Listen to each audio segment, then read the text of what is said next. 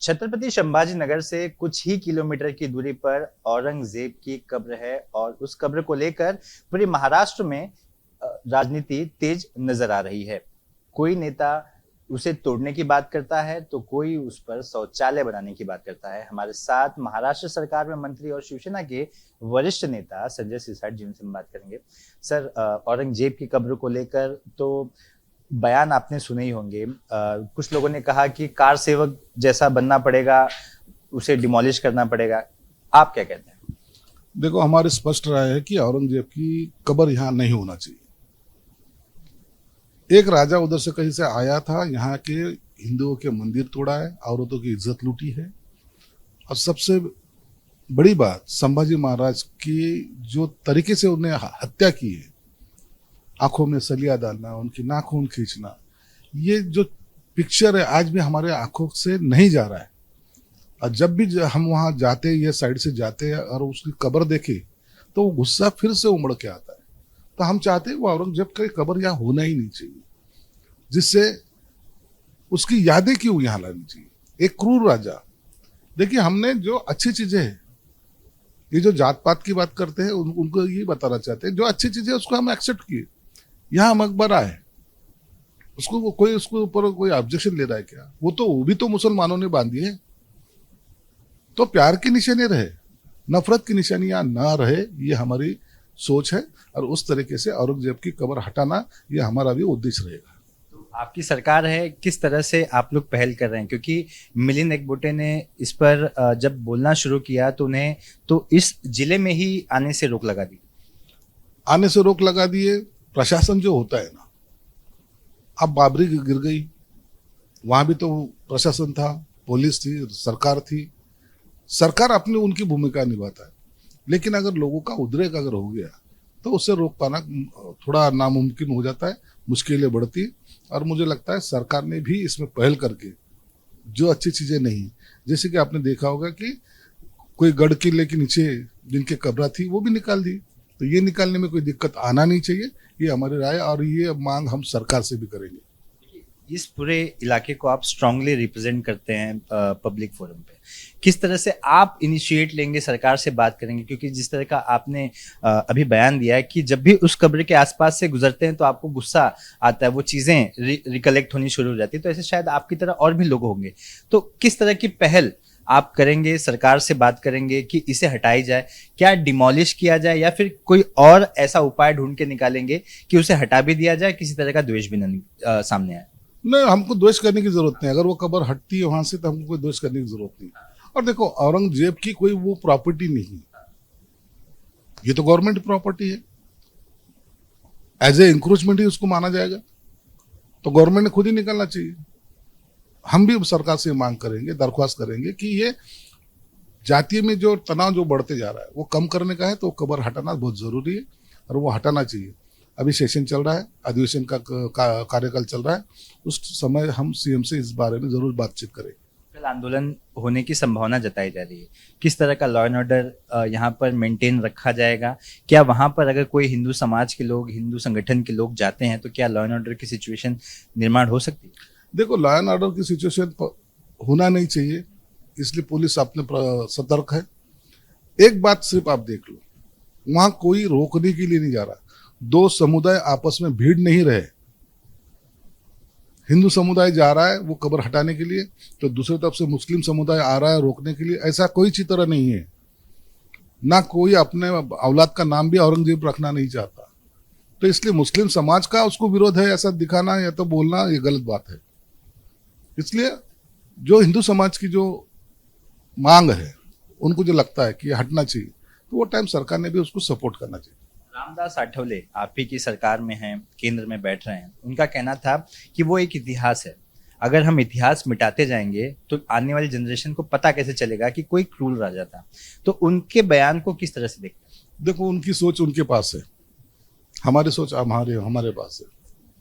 हम तो चाहते हैं कि उसका नामो निशान यहाँ न रहे। कल को अगर कोई ऐसा बोले नहीं यार औरंगजेब थे इसलिए शिवाजी महाराज का इतिहास बन गया, तो फिर अपने को तो औरंगजेब की भी तो पुतले खड़े करना पड़ेंगे, फिर तो रावण की भी पुतले खड़े करना पड़ेंगे। ऐसा कभी होता है क्या? जो हुआ सो हुआ है। इतिहास बदलने से राक्षसों के पुतले खड़े नहीं किए जाते। लादेन को अमेरिका ने मारा है, क्यों उसकी कब्र कहाँ नहीं है? ये अपने यहाँ का 26 के हादसे का जो है उसको फांसी दी, उसकी कब्र क्यों नहीं है? ये कब्रें रखने से इतिहास लिखा नहीं जाता, ये मिटाने की कोशिश करना चाहिए। लादेन को समंदर में डाल दिया ना अमेरिका ने, खत्म हो गया, अध्याय खत्म हो गया। हमको इतिहास ऐसे बुरी तरीके से लिखना नहीं है, ये बुरे जो हमारे जो यादें है वो मिटाने का काम हम कर रहे हैं। आखिरी सवाल संजय राउत पर है। संजय राउत ने बयान दिया है कि अब मोदी और अमित शाह का राज एक दिन तो चला ही जाएगा, लेकिन जाते जाते वो देश को बांट कर जाए। संजय राउत है वो, आजकल वो धर्मात्मा है, बहुत बड़ी बड़ी भविष्यवाणी आजकल वो करते हैं। उबाटा का 5 साल में क्या होगा इसके बारे में उसने बोलना चाहिए। उसको कौन से समंदर में डुबा रहा है उसके बारे में बोलना चाहिए। बहुत ज्यादा इनको जो प्यार आ रहा है ना, मूसा के बारे में प्यार आ रहा है, पाकिस्तान के झंडे के बारे में प्यार आ रहा है, ये सिखाया था इनको बाला साहब ठाकरे ने, ये राजनीति सिखाई थी। वोटों के लिए अब ये कहीं भी झुक के कुछ भी कर सकते हैं, कोई भी आओ और मारो, ये इनका अभी राजनीति का स्टाइल है। बाला साहब को ये नहीं चाहिए था, इसलिए ये बाला साहब का नाम लेने के लायक की भी लोग नहीं। पिछले 10 सालों में भारत में हिंदू और मुस्लिम 2 अलग अलग राष्ट्र बन गए हैं। ऐसे कैसे बन सकते हैं? ये जो बता रहे हैं ना कि हम मुसलमानों के खिलाफ, हम मुसलमानों के खिलाफ कहाँ हैं? हमने सिर्फ इतनी राजनीति में यही बात बोला है कि तुम्हारे को जो फंसाया जा रहा है। कांग्रेस ने अंग्रेजों की नीति अपनाई थी, उन्होंने हर बार तोड़ो की समाज में तोड़ने की जो बातें अंग्रेजों ने की वही काम कांग्रेस कर रही है। मुस्लिम को अलग से, दलितों को अलग से, हिंदुओं को अलग से, क्रिश्चियन को अलग से, ये बंटवारे का काम कांग्रेस ने किया है, हमने नहीं। ना हम किसी को बांटना चाहते। घटना बदलने का जो बताया गया था ये किसने बताया? कांग्रेस ने। मुस्लिमों को पाकिस्तान भेज देगी, सत्ता आई, गए मुस्लिम पाकिस्तान। कांग्रेस लोगों की दिशा भूल करते, और ये जो ऐसे पाखंडी लोग हैं, संजय राउत जैसे पाखंडी लोग, उनके साथ में जाके उनका झंडा लेके आगे चल रहे। इसलिए यहाँ ना बंटवारा होगा ना कुछ होगा।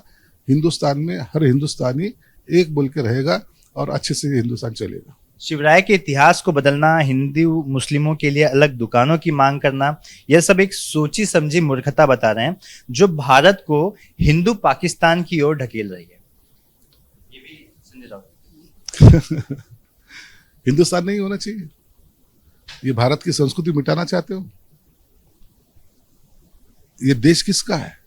हिंदुओं का नहीं है, पाकिस्तानियों का है, अमेरिका वालों का है, किसका है? अपना है ना। तो देश के लिए स्वाभिमान रखना जरूरी नहीं है। दुकानों की बात करते, इसकी बात करते, ये छोटी छोटी बातें छोड़ दो। यहाँ के राष्ट्रपति कौन बोले? मुस्लिम बना है ना बना है? यहाँ का राष्ट्रपति सिख बना है या नहीं बना है? यहाँ के राष्ट्रपति आदिवासी बने या नहीं बने? यहाँ धर्म की जाति की बात नहीं आती। यहाँ जो देश पे प्यार करेगा वो अपना है, और जो देश को तोड़ने की बात करेगा फिर वो कोई भी हो, वो हमारा दुश्मन है। अगर इसको कोई राजनेता अगर ऐसा बोलता है, बंटवारे की बात करते, तो ठीक है, जिनको यहाँ रहना है रहे, नहीं रहना है वो जाए। संजय राउत को आप कहें? वो संजय राउत भी उनके साथ जाएगा। वो कौन सा हिंदू है? अब तो वो वही झंडी लेके घूम रहा है, तो उसको भी जाना चाहे तो वो भी जा सकता है। हमारे साथ संजय सिरसाट थे, जो जिन्होंने हर सवाल का जवाब बेबाकी से दिया और बताया कि औरंगजेब की कब्र है, अगर वहां से गुजरते वक्त किसी भी हिंदू को बुरे इतिहास की याद आती है तो जाहिर सी बात है ऐसे इतिहास को मिटा देना चाहिए। वो उसकी प्रॉपर्टी नहीं है, सरकारी प्रॉपर्टी है और उसे हटाने में कोई हर्ज नहीं है। कैमरामैन दीपेश महाजन के साथ Suraj Ojha, ABP News, Chhatrapati Sambhajinagar. For exclusive and insightful videos, subscribe to our new channel ABP Live Premium.